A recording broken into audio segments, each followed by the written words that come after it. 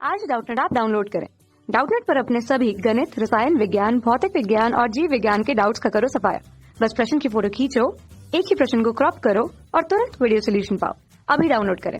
समुद्र में 2000 मीटर की गहराई पर एक पनडुब्बी की 50 सेंटीमीटर गुना 50 सेंटीमीटर क्षेत्रफल की एक खिड़की पर कार्य करने वाला बल जो कि समुद्र तल के अंतस्थ भीतरी भाग में वायुमंडलीय दाब का अवलंबन करता है, क्या होगा वो हमको बताना है। समुद्र जल का घनत्व दिया 10⁻³ किलोग्राम प्रति घन मीटर। गुरुत्वीय त्वरण का मान दिया है 10 मीटर प्रति सेकंड की घात में 2। ठीक है, तो प्रश्न में हमसे क्या बोल रहा है कि 200 मीटर की गहराई पर पनडुब्बी है। ठीक है, तो एज का मान कितना दिया हुआ है, गहराई का मान अगर हम या डी से लिख लेते हैं इसको, डी बराबर दिया हुआ है 2000 मीटर। ठीक, पनडुब्बी में खिड़की का क्षेत्रफल हमको दिया हुआ है, तो ए का मान कितना दिया है 50 गुना 50, चूंकि सेंटीमीटर में है अतः इसका मान क्या आ जाएगा 2500 वर्ग सेंटीमीटर। ठीक है, और अगर इसको वर्ग मीटर में लिखना चाहे तो क्या लिख सकते हैं 2500 गुना 10⁻⁴ वर्ग मीटर, ये लिख सकते हैं। ठीक है, घात में ऋण 4 आ गया तो वर्ग मीटर हो गया।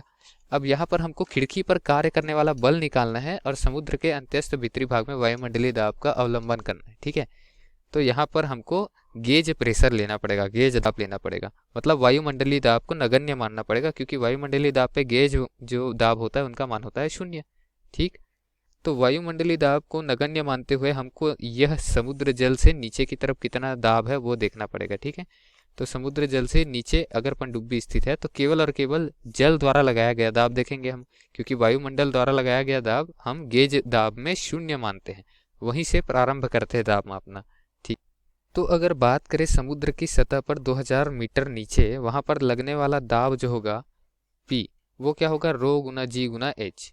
P बराबर होगा रो जी एच। ठीक है, जहाँ रो जल का घनत्व है, जी जो गुरुत्वीय त्वरण है और एच गहराई है, या फिर रो जी डी भी लिख सकते हैं। ठीक है, गहराई जो है या फिर ऊंचाई जो है एक ही मतलब होता है। जल की सतह की ऊंचाई है पनडुब्बी से लेकर, ऐसा बोल सकते हैं, या फिर पनडुब्बी की गहराई है जल की सतह से लेकर, ऐसा बोल सकते हैं। मान तो 2000 मीटर ही है, प्रश्न में दिया गया है, तो चलिए मान रखते हैं। जल का हमको घनत्व दिया गया है 10⁻³ किलोग्राम प्रति घन मीटर, तो 10⁻³ रख देते हैं मान। गुरुत्वीय त्वरण का मान दिया 10 मीटर प्रति सेकंड की घात में 2, वो भी रख देते हैं।